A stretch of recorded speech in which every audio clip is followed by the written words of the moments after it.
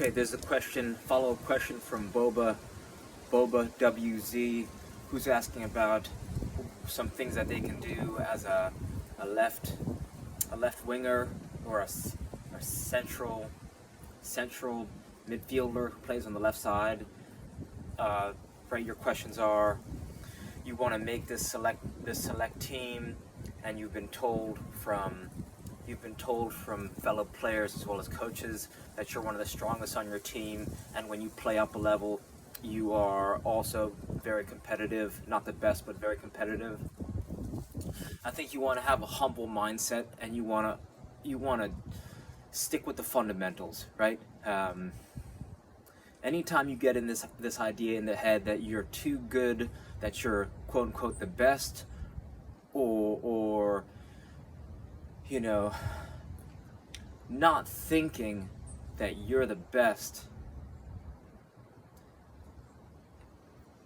you should go deeper than that, right? So it's not putting yourself in this framework or a box of, okay, I'm the best on my team, or like I wouldn't try to measure myself by those standards. I would always ask myself, how could I improve every single day, right?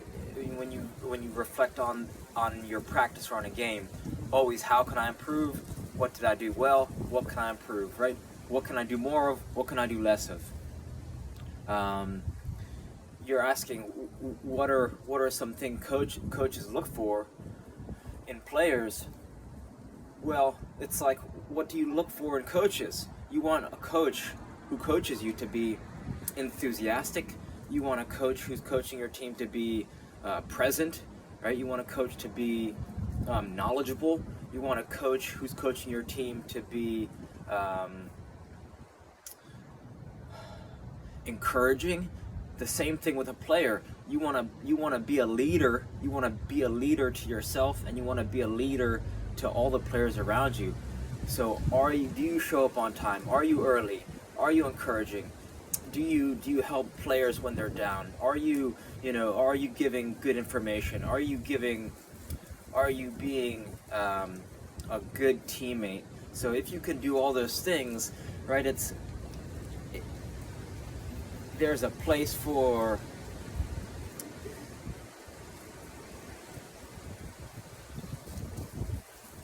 you want to have a good foundation of who you are as a person and as a player, right? You could be a great player, but if you're not a kind person, coaches are aware of that. If you're a head case, there are some coaches who just won't deal with you. I've played with players who they're great players, but they're not kind people, and it made it tough.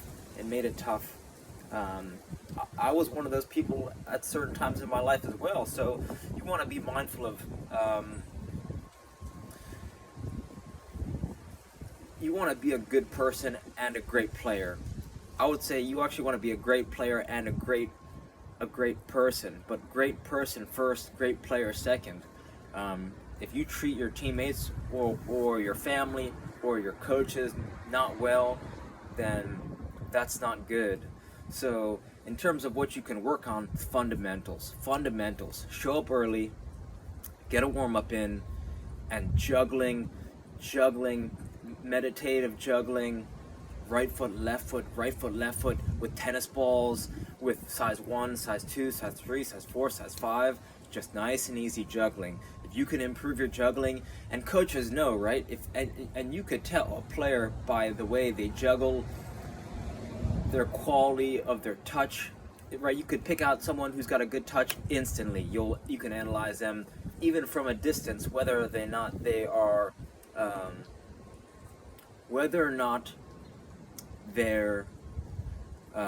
what's the word?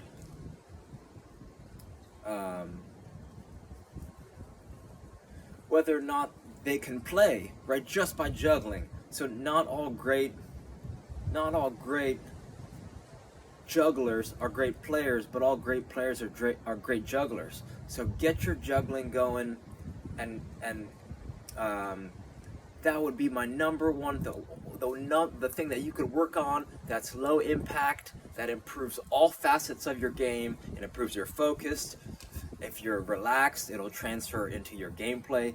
Show up early and get 1,000 and juggle the ball 1,000 times in a relaxed fashion. And you want to have fun. If it's you want your play, if you're relaxed, you can be relaxed and you can be intense.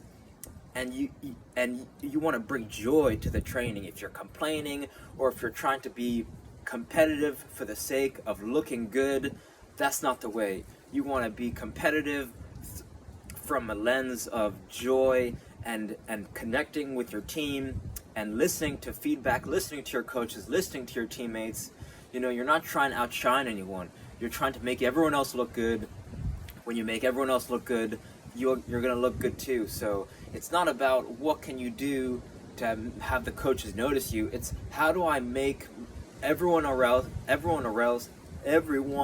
around me look good, and how do I have a fun time? How do I show up? Can I show up early? Can I put in every single session? Am I showing up early? Am I getting 1,000, showing up an hour early and playing for 1,000 and getting 1,000 touches? That's something that the coaches will notice. It's the dedication to the practice and to just self-improvement. Even if you don't get selected for the team, good, right? You want to continually progress, whether or not someone decides you are ready to be on the next team.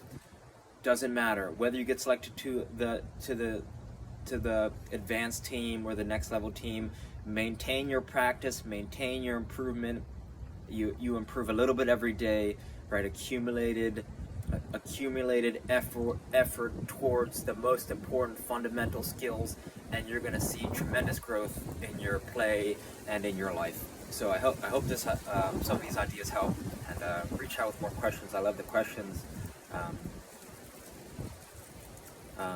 A sense ball, skills kick trainer. That's my number 2. Ball and a rope for $20. You pair those things, juggling and a skills kick trainer, right? It's about being relaxed and breathing and rhythm, and I think those two things will really help you put in low effort and have huge impact, right? Low effort, huge impact, being relaxed, connecting passes, and so again, reach out with any questions. Thank you for your time. Okay.